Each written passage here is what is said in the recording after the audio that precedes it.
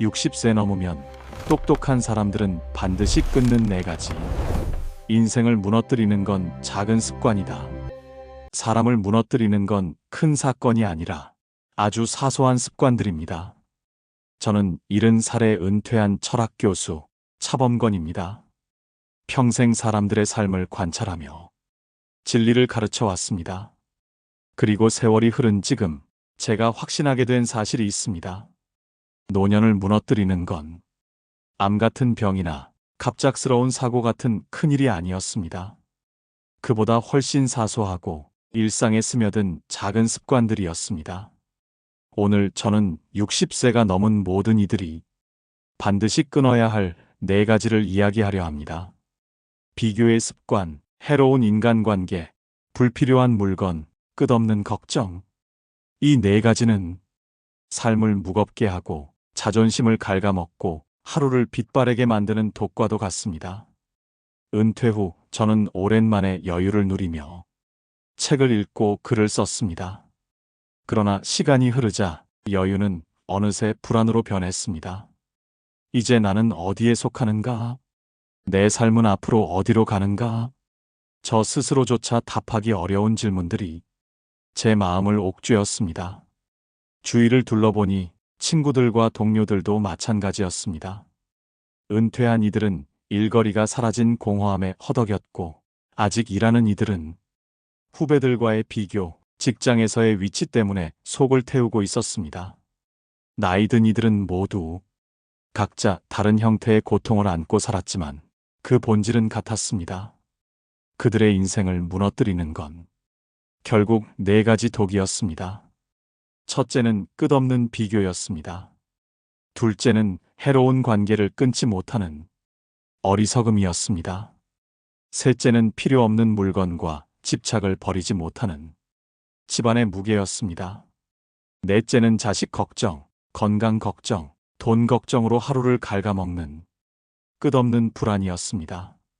저는 철학자로서 동시에 한 명의 인간으로서 절실히 깨달았습니다.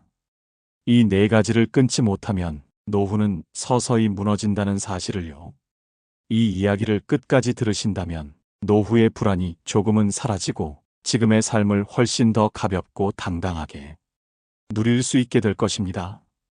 제가 경험과 철학 속에서 얻은 지혜를 바탕으로 차근차근 말씀드리겠습니다. 60세 넘으면 똑똑한 사람들은 반드시 끊는 네 가지. 첫 번째, 독비교의 습관. 비교는 젊을 때는 자극이 될 수 있지만 나이 들어서는 독이 됩니다. 저 사람은 아직도 더 잘 나가네. 내 친구는 자식이 성공했는데 내 아이는 왜 이 모양인가. 은퇴한 이들은 과거의 동창과 비교하며 초라함을 느끼고, 아직 일하는 이들은 후배와의 경쟁 속에서 마음을 소모합니다. 저 역시 그랬습니다. 어느 날 잡지에 실린 제자들의 성공담을 읽다가 마음이 쓰라렸습니다. 나는 이제 과거의 사람인가? 그 순간 제 안에 있던 비교의 독이 고개를 들었습니다. 하지만 곰곰이 생각해보니 비교는 본래 끝이 없는 게임이었습니다. 위에는 위가 있고 아래에는 또 아래가 있습니다. 그 사이에서 나를 재단하는 순간 제 삶의 고유한 빛은 사라졌습니다. 친구 김 교수가 생각납니다. 그는 은퇴 후에도 동창들의 SNS를 매일 확인했습니다. 누구는 손자가 의대에 갔다. 누구는 해외여행을 다녀왔다. 누구는 책을 출간했다. 그런 소식을 볼 때마다 김 교수의 얼굴은 어두워졌습니다. 나만 뒤처지는 것 같아. 그의 말 속에는 깊은 상실감이 묻어 있었습니다. 하지만 정작 김 교수는 40년 넘게 제자들을 가르치며 수많은 생명에게 영향을 준 분이었습니다. 그의 삶 자체가 이미 충분히 의미 있고 아름다웠는데 비교의 렌즈로 보는 순간 모든 것이 초라해 보였던 것입니다. 더 안타까운 것은 김 교수가 그 후 몇 달 동안 우울감에 시달렸다는 점입니다. 잠도 제대로 오지 않았고 식욕도 떨어졌습니다. 아내가 말했습니다. 당신은 왜 남들과만 비교하려고 해요? 당신만의 멋진 점들을 왜 못 보는 거예요? 그제서야 김 교수는 깨달았습니다. 자신이 얼마나 어리석은 함정에 빠져 있었는지를요. 또 다른 지인은 아직 60대 중반에 일하고 있지만 젊은 동료들과 자신을 비교하며 괴로워했습니다. 요즘 젊은 사람들은 컴퓨터도 잘하고 영어도 유창하고 새로운 트렌드도 빨리 따라가더라고요. 그 말을 들으며 저는 안타까웠습니다. 그분이 가진 수십 년의 경험과 지혜, 그리고 인간적 깊이는 젊은이들이 가질 수 없는 소중한 자산이었기 때문입니다. 실제로 그분의 후배들은 그분을 존경하고 따랐습니다. 복잡한 문제가 생기면 그분께 조언을 구했고, 중요한 결정을 앞두고는 그분의 의견을 물었습니다. 하지만 정작 본인은 그런 자신의 가치를 보지 못했습니다. 비교는 이처럼 우리의 고유한 가치를 보지 못하게 만듭니다. 마치 색안경을 끼고 세상을 보는 것과 같습니다.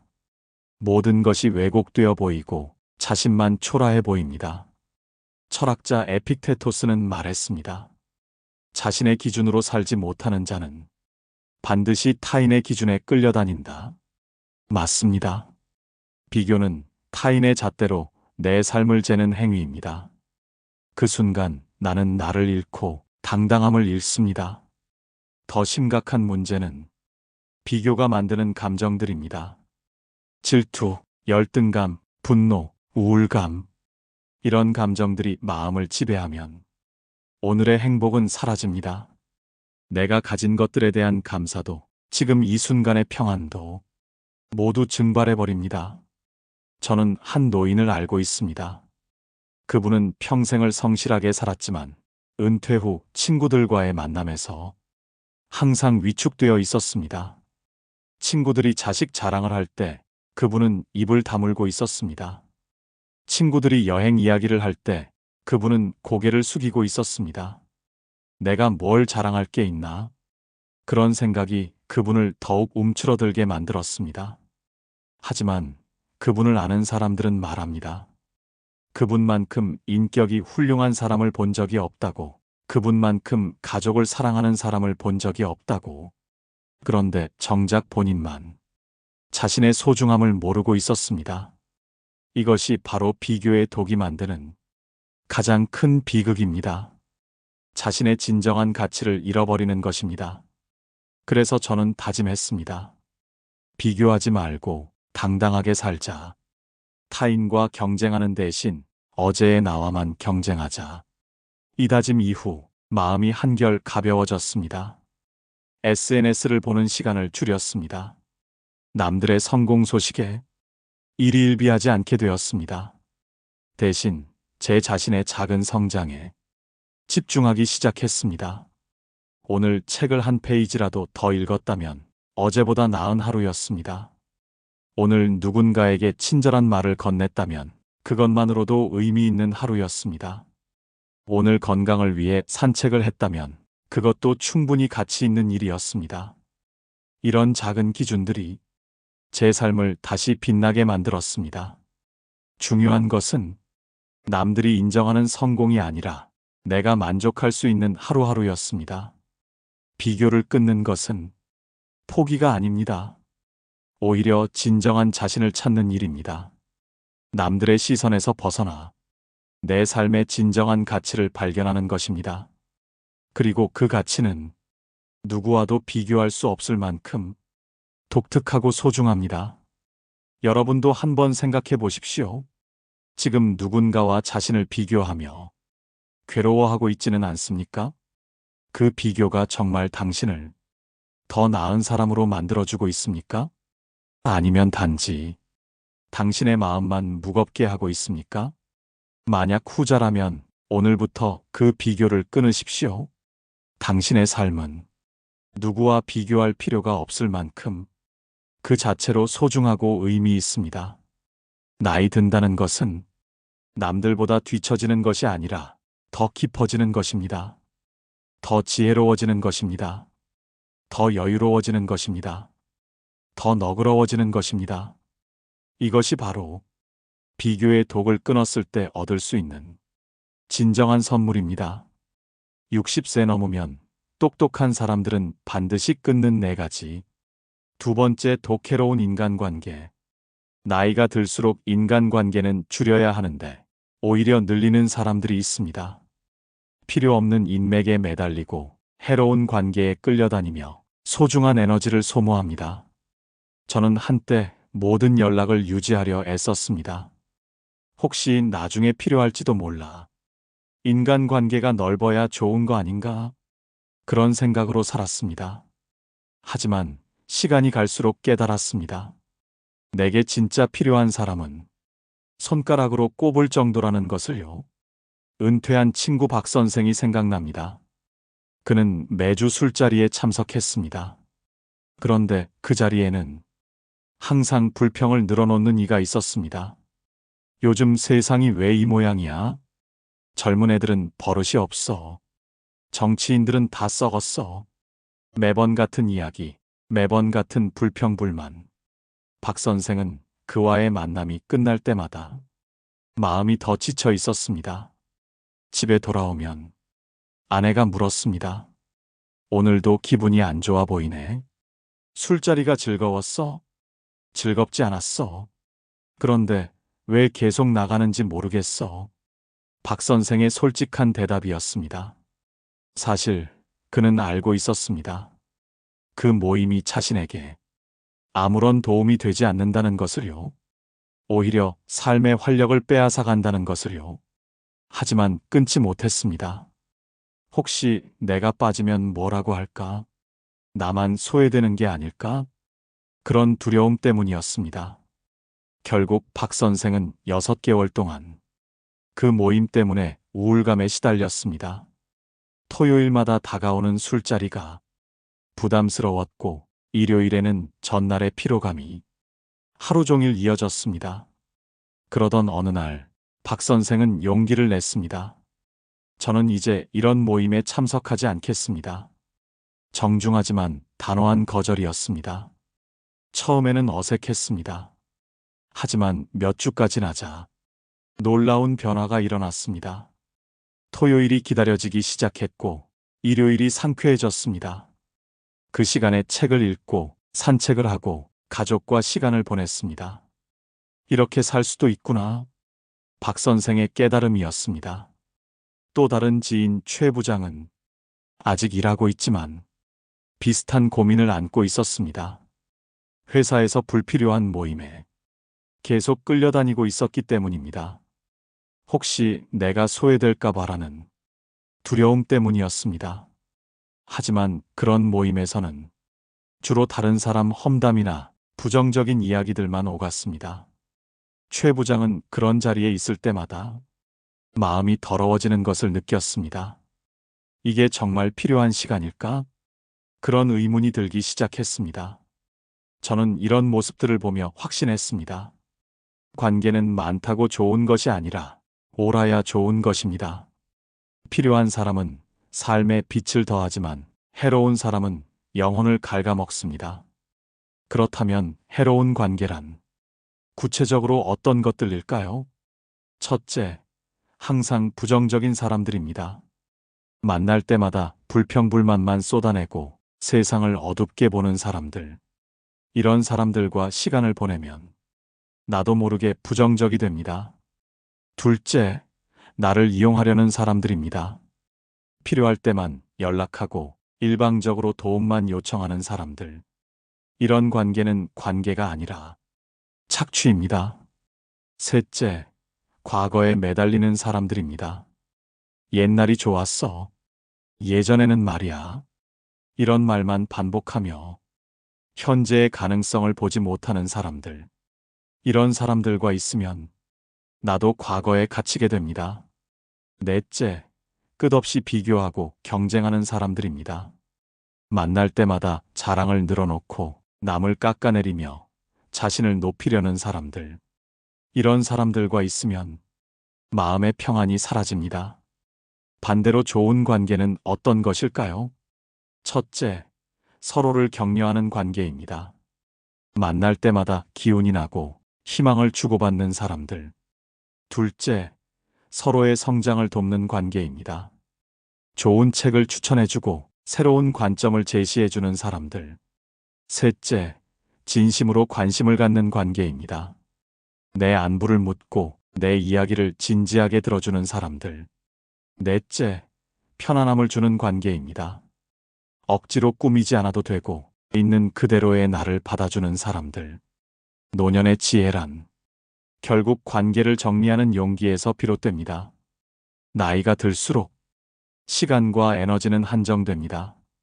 그 소중한 자원을 해로운 관계에 낭비할 수는 없습니다.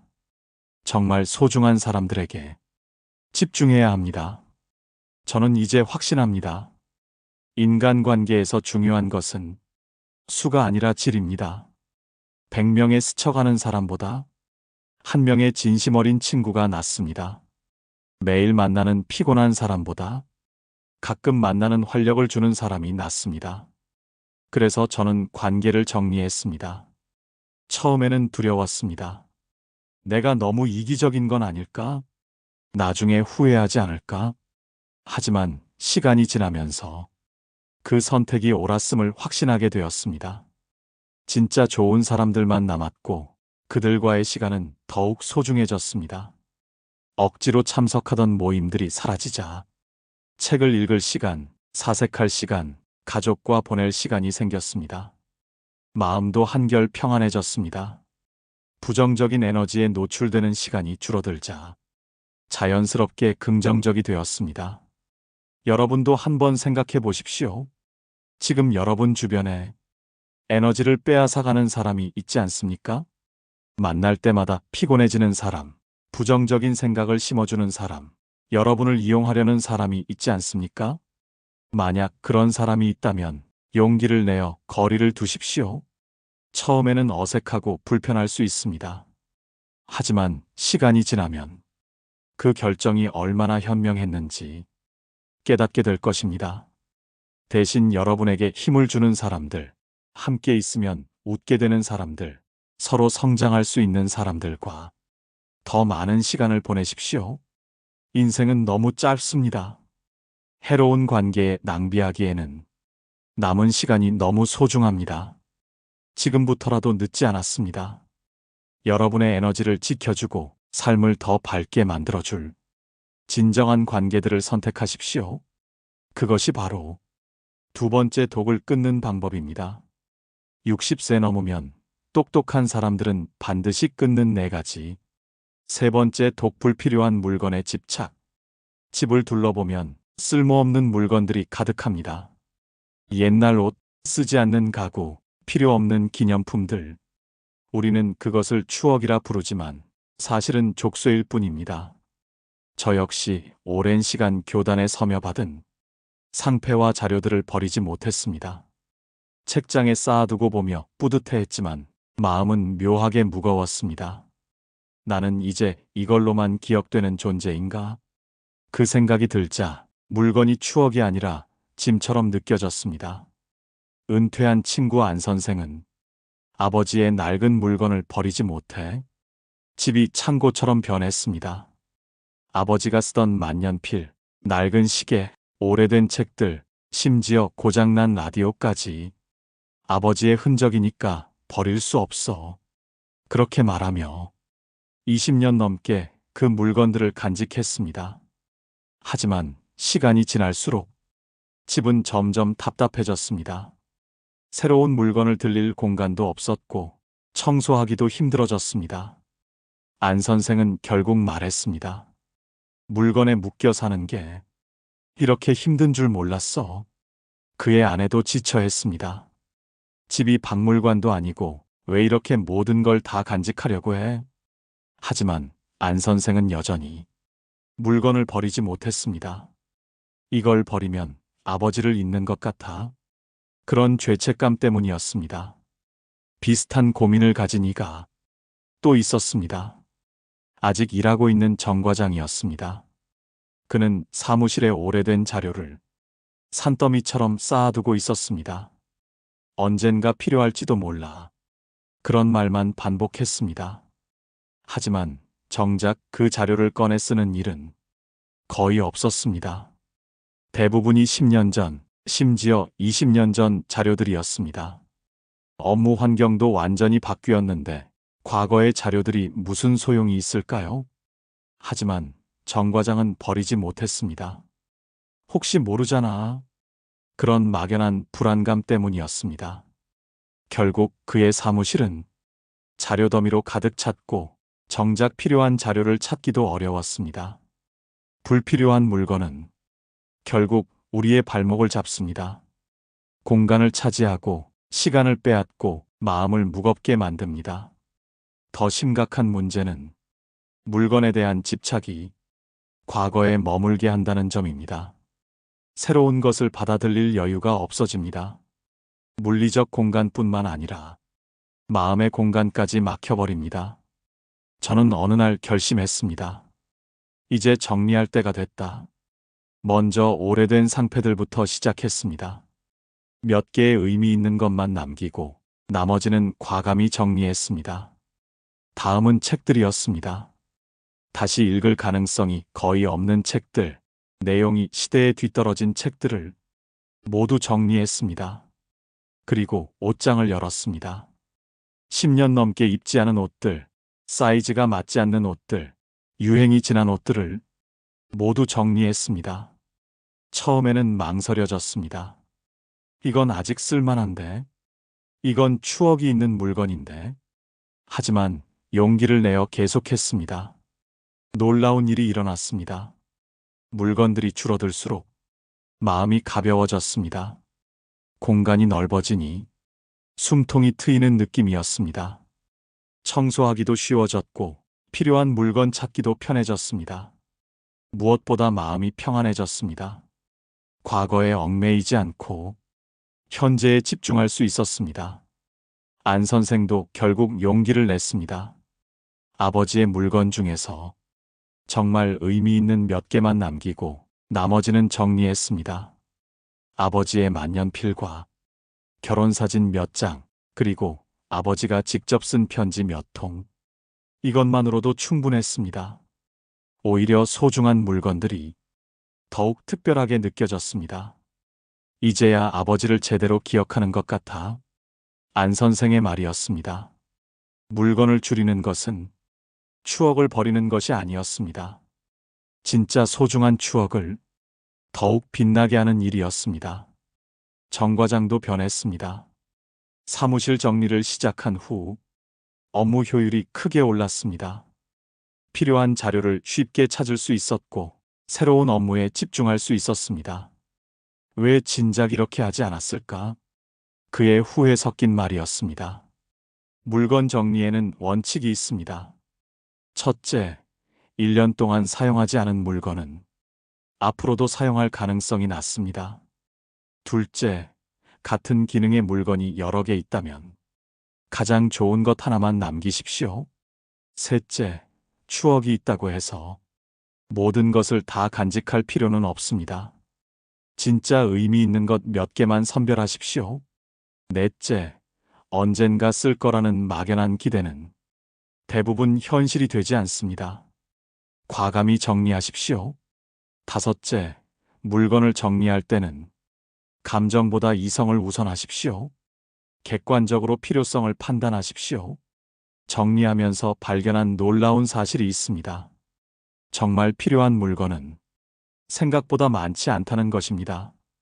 우리가 가진 물건의 80%는 실제로는 필요 없는 것들입니다. 그 80%가 우리의 공간과 마음을 차지하고 있었던 것입니다. 비워야 새 것이 들어옵니다. 집을 정리하는 것은 단순한 청소가 아니라 마음을 정리하는 일입니다. 과거의 무게를 덜어내고 현재를 가볍게 사는 일입니다. 여러분도 한번 주변을 둘러보십시오.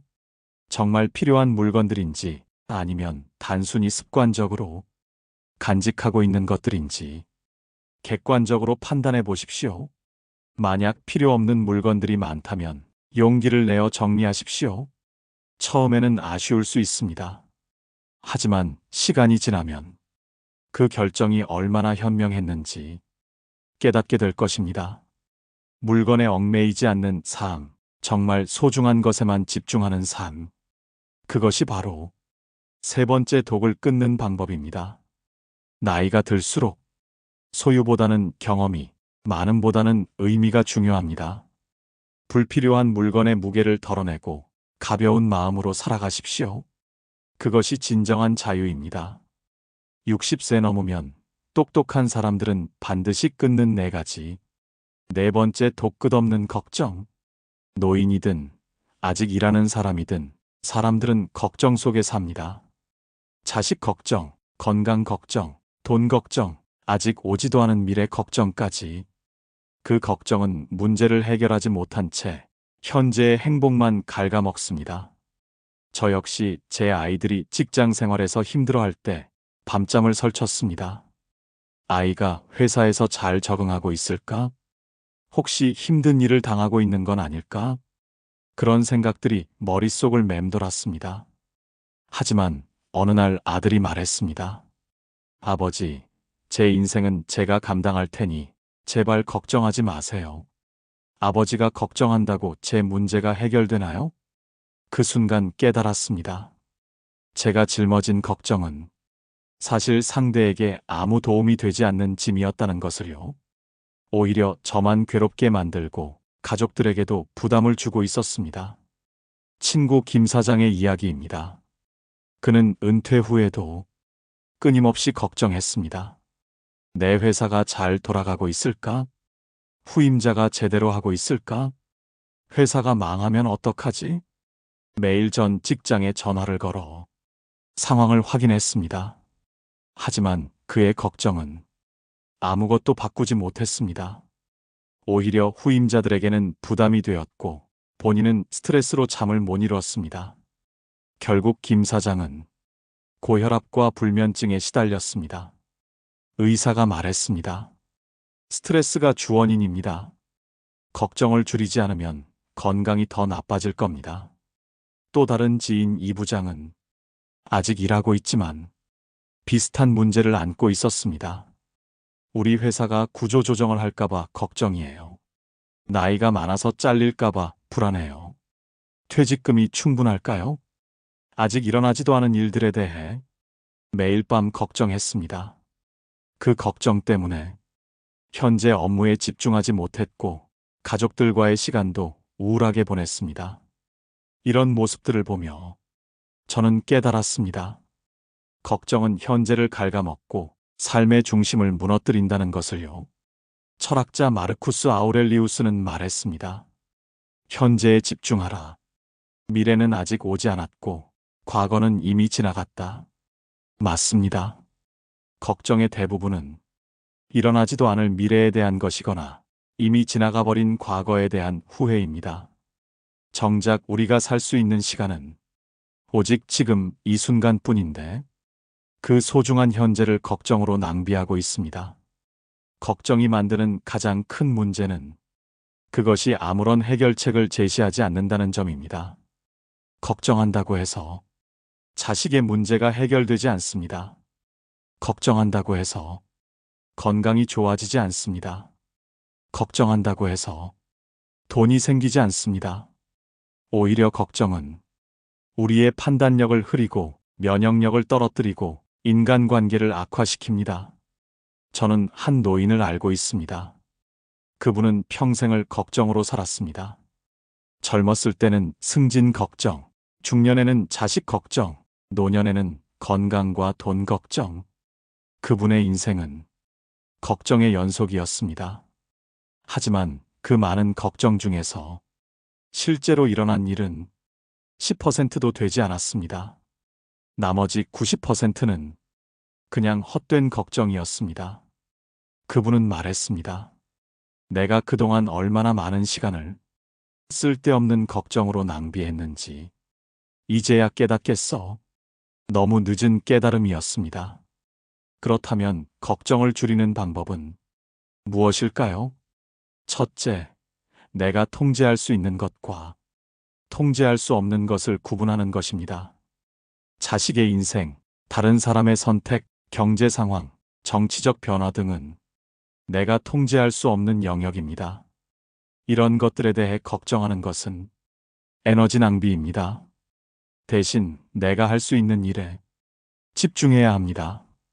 내 건강 관리, 내 인간관계, 내 하루 계획, 내 마음가짐 등은 내가 통제할 수 있는 영역입니다.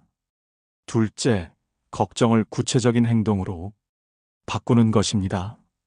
막연한 걱정은 해롭지만 구체적인 대비책은 도움이 됩니다. 건강이 걱정된다면 정기검진을 받고 운동을 시작하십시오. 경제적 불안이 크다면 가계부를 작성하고 지출을 점검하십시오. 자식이 걱정된다면 대화의 시간을 만들고 관심을 표현하십시오. 셋째, 현재에 집중하는 연습을 하는 것입니다. 호흡에 집중하거나 지금 하고 있는 일에 몰입하거나 감사할 일들을 찾아보는 것입니다. 넷째, 걱정의 시간을 제한하는 것입니다. 하루 30분 정도만 걱정할 시간을 정하고 그 시간 외에는 걱정을 멈추는 연습을 하는 것입니다. 다섯째, 긍정적인 가능성에 집중하는 것입니다. 최악의 상황만 상상하지 말고 좋은 결과가 나올 가능성도 함께 생각해 보는 것입니다. 저는 이런 방법들을 실천한 후 놀라운 변화를 경험했습니다. 잠을 깊게 잘 수 있게 되었고 하루하루가 평안해졌습니다. 가족들과의 관계도 좋아졌습니다. 제가 걱정을 줄이자 가족들도 더 편해했습니다. 김 사장도 변했습니다. 전 직장에 대한 걱정을 멈추고 현재의 은퇴 생활에 집중하기 시작했습니다. 새로운 취미를 찾고 자원봉사 활동을 시작했습니다. 이제야 진짜 은퇴 생활을 하는 것 같아 그의 밝아진 표정이 인상적이었습니다. 이 부장도 마찬가지였습니다. 미래에 대한 막연한 불안 대신 현재 할 수 있는 일에 집중했습니다. 업무 역량을 키우고 새로운 기술을 배우고 인간관계를 개선했습니다. 그러자 오히려 직장에서의 평가가 좋아졌고 미래에 대한 확신도 생겼습니다. 걱정을 줄이는 것은 무책임한 태도가 아닙니다. 오히려 더 현명한 선택입니다. 걱정의 에너지를 낭비하는 대신 실제 해결책을 찾는데 집중할 수 있기 때문입니다. 여러분도 한번 생각해 보십시오. 지금 가장 많이 걱정하고 있는 것이 무엇입니까? 그 걱정이 정말 도움이 되고 있습니까? 아니면 단지 에너지만 소모하고 있습니까? 만약 후자라면 오늘부터 그 걱정을 줄여보십시오. 내가 할 수 있는 일은 실행하고 할 수 없는 일은 내려놓는 것입니다. 이 단순한 원칙을 지킬 때 마음은 비로소 평안해집니다. 걱정이 사라진 자리에는 감사와 평안이 찾아옵니다. 그리고 그때야 비로소 진정한 행복을 느낄 수 있습니다. 우리에게 주어진 하루하루는 걱정으로 낭비하기에는 너무나 소중합니다. 오늘, 지금 이 순간을 온전히 누리며 사십시오. 그것이 바로 네 번째 독을 끊는 방법입니다. 60세 넘으면 똑똑한 사람들은 반드시 끊는 네 가지 지혜로운 사람들의 선택. 제가 존경하는 지혜로운 이들은 하나같이 이 네 가지를 끊어냈습니다. 비교를 버리고 당당하게 살았습니다. 해로운 관계를 정리하며 삶의 중심을 지켰습니다. 불필요한 물건을 비워내고 마음의 공간을 새롭게 열었습니다. 걱정을 줄이고 오늘에 집중하며 평안을 누렸습니다. 그들의 삶은 단순했지만 깊었고 가벼웠지만 당당했습니다. 저는 그들을 보며 깨달았습니다. 끊음은 버림이 아니라 새로운 체험이라는 것을요. 제가 아는 한 어르신의 이야기입니다. 정년 퇴직 후 그분은 한동안 방황했습니다. 동창들과 만나면 서로 자랑하기 바빴고 집에는 쓸모없는 물건들이 가득했고 자식들 걱정에 밤잠을 설쳤고 필요 없는 모임에 의무적으로 참석했습니다. 하지만 어느 순간 그분은 결심했습니다. 이제 정말 내 인생을 살아보자. 먼저 비교하는 습관을 끊었습니다. 동창 모임에서 자랑 경쟁을 할 때 조용히 미소만 지었습니다. 나는 나대로 잘 살고 있어. 그 한마디면 충분했습니다. 다음으로 관계를 정리했습니다. 에너지를 빼앗아가는 사람들과는 정중히 거리를 두었습니다. 대신 함께 있으면 기분이 좋아지는 몇 명의 진정한 친구들과 더 깊은 시간을 보냈습니다. 집안도 대대적으로 정리했습니다. 30년 넘게 쌓아둔 잡동사니들을 과감히 정리했습니다. 정말 소중한 것들만 남기니 집이 훨씬 넓어 보였고 마음도 한결 가벼워졌습니다. 마지막으로 걱정을 줄였습니다. 자식들의 일에 일일이 간섭하지 않고 자신이 할 수 있는 일에만 집중했습니다. 건강관리를 위해 매일 산책했고 새로운 취미를 찾아 배우기 시작했습니다. 그 결과는 놀라웠습니다. 70대가 된 지금 그분은 20년 전보다 더 활기차 보입니다. 얼굴에는 평안한 미소가 있고 말씀에는 여유가 느껴집니다. 이제야 진짜 살 것 같아. 그분의 말씀이었습니다. 또 다른 분의 이야기입니다. 그분은 60대 중반까지 회사에서 성공한 임원이었습니다. 하지만 은퇴 후에는 과거의 성취에만 매달렸습니다. 내가 재직할 때는 말이야. 그런 말로 모든 대화를 시작했습니다. 젊은 세대를 이해하지 못하겠다며 불평만 늘어놓았습니다. 집에는 업무 관련 자료들이 산더미처럼 쌓여 있었고 여전히 옛 동료들과의 모임에서 과거 이야기만 반복했습니다. 그런 생활이 5년 넘게 이어졌습니다. 하지만 어느 날 손자가 말했습니다. 할아버지, 과거 이야기 말고 할아버지의 꿈 이야기를 해주세요. 그 순간 그분은 깨달았습니다. 자신이 과거에만 매달려 현재를 놓치고 있었다는 것을요. 그때부터 변화가 시작되었습니다. 과거 자랑하기를 멈추고 현재의 자신을 받아들였습니다. 옛 자료들을 정리하고 새로운 공부를 시작했습니다.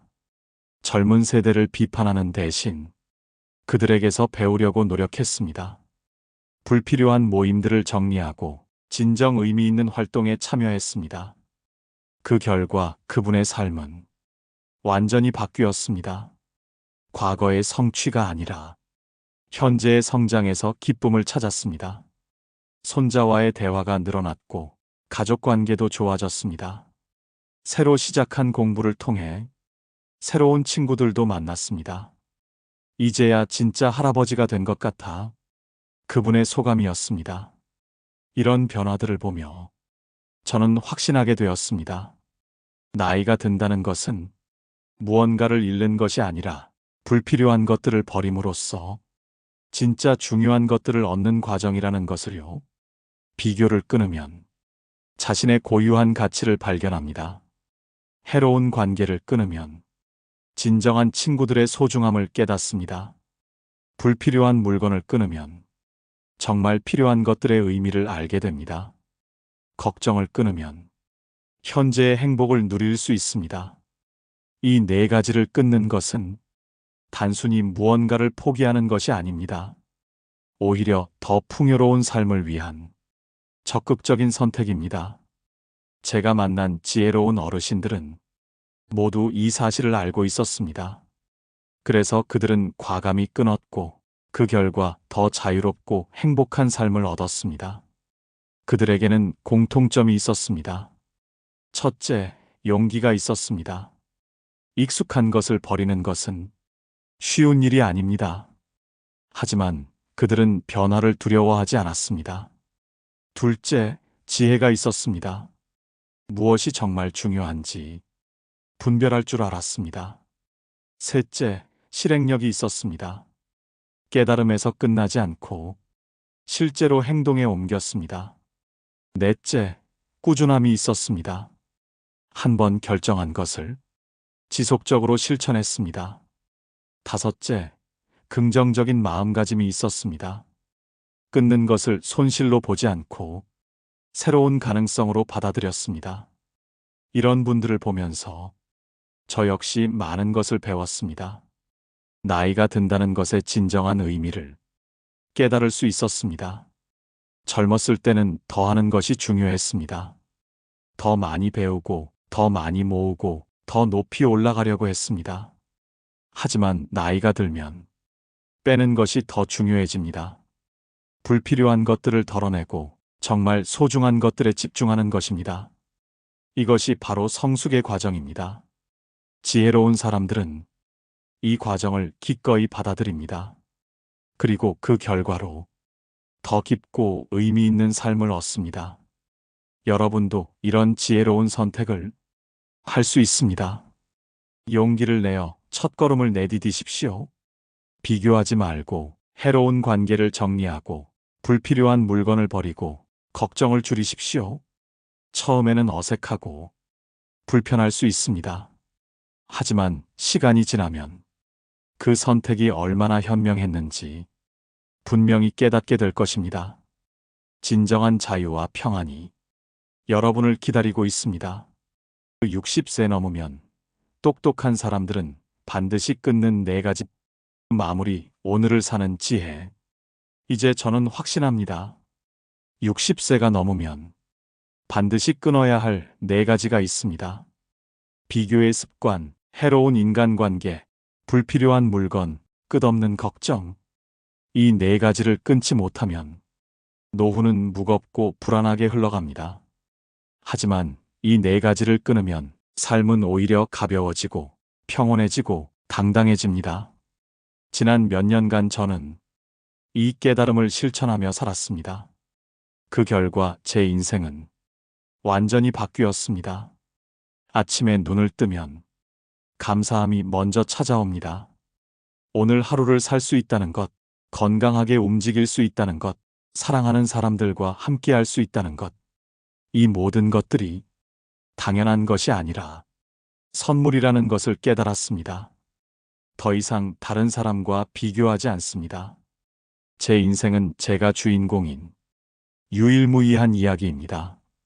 다른 사람의 성공이나 실패가 제 삶의 가치를 결정하지 않습니다. 어제의 저보다 조금이라도 나아졌다면 그것으로 충분합니다. 해로운 관계들도 정리했습니다. 이제 제 주변에는 서로를 격려하고 응원하는 진정한 친구들만 남았습니다. 그들과의 만남은 언제나 기쁨을 가져다 줍니다. 함께 웃고 서로의 이야기를 들어주고 때로는 조용히 침묵을 나누기도 합니다. 이런 관계야말로 인생의 진정한 보물입니다. 집안도 깔끔해졌습니다. 정말 필요한 것들, 정말 소중한 것들만 남겼습니다. 아내가 수놓은 방석, 아이들이 어렸을 때 그린 그림, 제가 가장 좋아하는 책 몇 권. 이런 것들이 제 공간을 채우고 있습니다. 물건이 적어지니 청소도 쉬워졌고 마음도 한결 가벼워졌습니다. 무엇보다 걱정이 줄어들었습니다. 자식들이 힘들어할 때도 적절한 선에서 도움을 주고 나머지는 그들의 몫으로 남겨둡니다. 자식들도 이제 충분히 큰 어른이야. 그런 마음으로 지켜봅니다. 건강에 대한 걱정도 줄었습니다. 할 수 있는 관리는 철저히 하고 나머지는 받아들입니다. 정기검진을 받고 적당히 운동하고 좋은 음식을 먹습니다. 그 이상은 제가 통제할 수 없는 영역입니다. 경제적 불안도 마찬가지입니다. 검소하게 살고 필요한 것과 원하는 것을 구분하고 감사하는 마음으로 살아갑니다. 이런 변화들이 가져온 결과는 놀라웠습니다. 하루하루가 평안합니다. 아침에 일어나는 것이 기쁘고 저녁에 잠자리에 드는 것이 편안합니다. 가족들과의 관계도 좋아졌습니다. 제가 걱정을 줄이고 비교를 멈추니 가족들도 더 편해했습니다. 아버지가 많이 편안해지셨네요. 아들의 말이었습니다. 친구들도 변화를 느꼈습니다. 예전보다 훨씬 여유로워 보여. 그런 말을 자주 듣습니다. 실제로 저는 여유로워졌습니다. 시간의 여유, 마음의 여유, 관계의 여유. 모든 면에서 여유가 생겼습니다. 이제 저는 매일 아침 이런 다짐을 합니다. 오늘 하루를 온전히 살자. 과거에 매달리지 말고, 미래를 걱정하지 말고, 오직 오늘에 집중하자. 오늘 만나는 사람들에게 친절하자. 오늘 하는 일에 최선을 다하자. 오늘 주어진 것들에 감사하자. 이런 단순한 원칙들이 제 삶을 얼마나 풍요롭게 만드는지 매일 새롭게 깨닫습니다. 오늘 이 영상을 들으신 여러분께 묻고 싶습니다. 혹시 지금도 마음속에 내려놓지 못한 것이 있습니까? 누군가와의 비교 때문에 괴로워하고 있지는 않습니까? 에너지를 빼앗아가는 관계에 얽매여 있지는 않습니까? 필요 없는 물건들에 둘러싸여 숨막혀 하고 있지는 않습니까? 일어나지도 않을 일들을 걱정하며 현재의 행복을 놓치고 있지는 않습니까? 만약 그렇다면 오늘부터 바로 지금부터 그것들을 끊으십시오. 처음에는 어색하고 불편할 수 있습니다. 오랜 습관을 바꾸는 것은 쉬운 일이 아니니까요. 하지만 용기를 내십시오. 한 번에 모든 것을 바꾸려 하지 말고 하나씩 천천히 시작하십시오. 오늘은 한 명과의 비교를 멈춰 보십시오. 내일은 한 사람과의 해로운 관계를 정리해 보십시오. 모레는 필요 없는 물건 하나를 버려보십시오. 그 다음 날은 하나의 걱정을 내려놓아 보십시오. 이렇게 작은 변화들이 모여 큰 변화를 만들어낼 것입니다. 그리고 언젠가는 여러분도 깨닫게 될 것입니다. 진정한 자유와 행복이 무엇인지 말입니다. 60세가 넘었다는 것은 인생의 끝이 아닙니다. 오히려 새로운 시작입니다. 불필요한 것들을 덜어내고 정말 소중한 것들에 집중할 수 있는 새로운 기회입니다. 우리가 가진 가장 큰 선물은 오늘입니다. 내가 헛되게 보낸 오늘은 어제 죽은 이가 그토록 바라던 내일이니까요.